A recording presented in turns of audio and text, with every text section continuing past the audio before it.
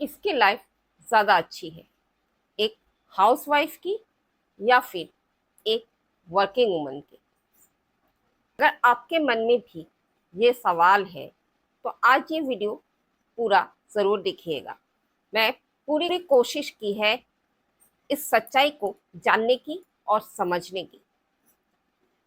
Hello दोस्तों, मैं नंदिता स्वागत करती हूँ आपका आप ही के चैनल राइज विद नंदिता में, जहाँ मैं आपके साथ खुद को मोटिवेट करती हूँ अपने सपनों को उड़ान देने में।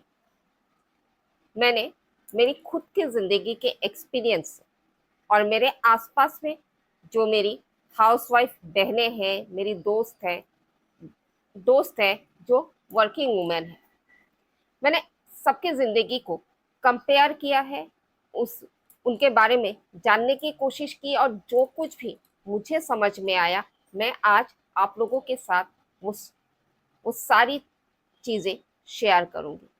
इससे शायद आपको आपके जीवन के बारे में एक सही अंदाज़ा मिल जाए, आपको आपकी सोच को एक सही दिशा मिल जाए। दोस्तों, एक हाउसवाइफ हो या फिर एक वर्किंग वुमन, उनकी जिम्मेदारियां अलग अलग होती है, उनके संघर्ष अलग अलग होते हैं।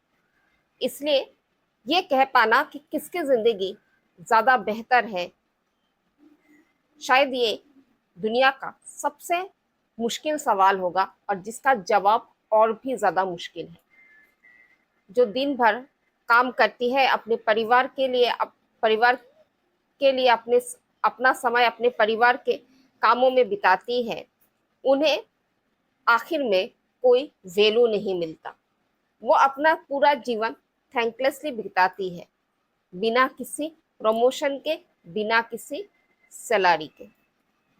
जो कामकाजी महिलाएं हैं, जो सुबह से लेकर शाम तक ऑफिसेस में काम करती है या कोई बिजनेस करती है, जो कमाऊ महिलाएं हैं, वो अपने जीवन में आर्थिक तौर पर सशक्त है, लेकिन अपने परिवार को समय ना दे पाने का एक अपराध बोध सारा जीवन रह जाता है।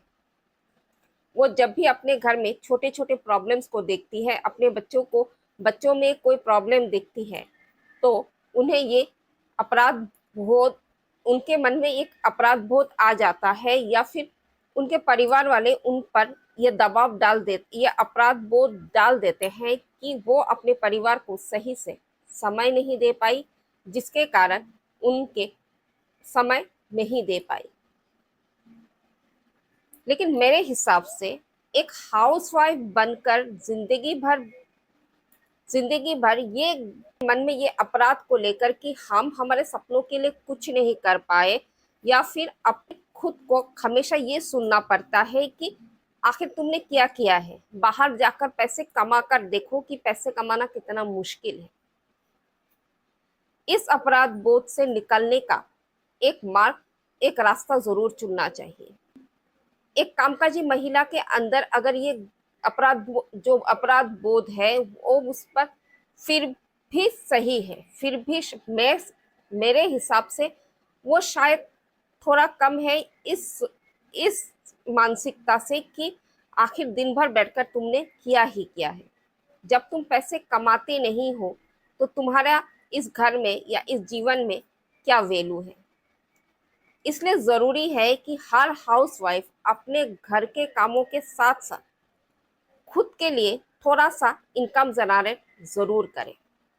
आप सुबह से शाम तक घर से बाहर नहीं जा सकती, क्योंकि आप एक हाउसवाइफ के ऊपर बहुत सारी जिम्मेदारियां होती हैं। वो चाहकर भी घर से बाहर नहीं जा पाती, क्योंकि वो अपनी जिम्मेदारियों को नहीं छोड़ पाती है। लेकिन उस हालत में भी मैं आप लोगों से ये रिक्वेस्ट करूंगी कि आप घर बैठे ऐसे किसी इनकम के बारे में सोचिए जिससे आप दो पैसे कमा सकें। जैसे कि अगर आपको सिलाई आती है तो आप सिलाई के काम कीजिए। सिलाई की जो इंडस्ट्री है वो बहुत बड़ी है। अगर आप सिलाई का एक छोटा सा काम भी हाथ में लेंगी और रोजाना 1 से 1.5 घंटा भी करेंगी, तब भी आप इतना पैसा कमा लेंगी कि आप आपकी ज़रूरतों के साथ साथ अपनी खुशियों को भी खरीद सकती हैं और अपने परिवार का भी साथ दे सकती हैं। अगर आपको सिलाई नहीं आती है, अगर आपको आप पढ़े लिखे हैं, आप 2 बच्चों को पढ़ा सकते हैं, तो आप घर पर बैठकर ट्यूशन देना शुरू कर दीजिए। ये भी एक बहुत अच्छा सोर्स ऑफ अर्निंग है। आपको घर बैठे आपके खाली समय पर आराम से आप इसे कर सकती हैं। या फिर अगर आपको सिर्फ खाना बनाना आता है, आप अच्छा खाना बनाती है, तो आप उसी को अपना प्रोफेशन बनाइए।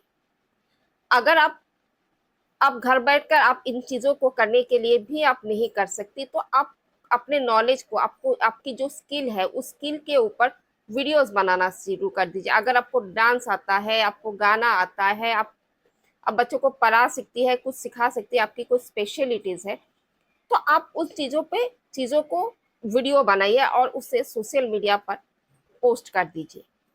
आप यकीन मानिए ये सारी की सारी चीजें काम करती है और इनसे पैसे आते हैं।